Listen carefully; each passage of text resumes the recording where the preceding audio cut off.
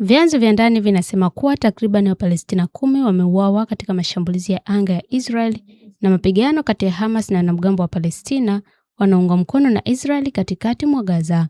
Inasemekana mashambulizi hayo yaliwalenga maafisa wa usalama wa Hamas ambao walikuwa wamepambana na wanamgambo wa mashariki mwa kambi ya wakimbizi ya Magaz.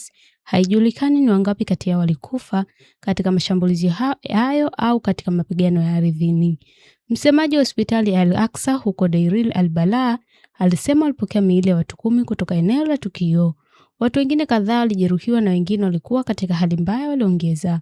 Hakukuwa na taarifa yoyote ya haraka kutoka kwa jeshi la Israel au Hamas. Mashahidi walisema wanamgambo wanaungwa mkono na Israel waliweka kituo cha ukaguzi mashariki mwa Magaz ambapo walishambulia na maafisa wa usalama Hamas na kusababisha mapigano. Mashahidi hao waliongeza kuwa ndege zisizo na rubani za Israel ziliingilia kati kuwasaidia wanamgambo zikifanya mashambulizi dhidi ya wafanyakazi wa Hamas katika maeneo matatu. Israel na Hamas wameshutumuana kuwa kiuko mara kwa mara makubaliano kusitisha mapigano ambayo walikubaliana katika miezi 6 iliyopita.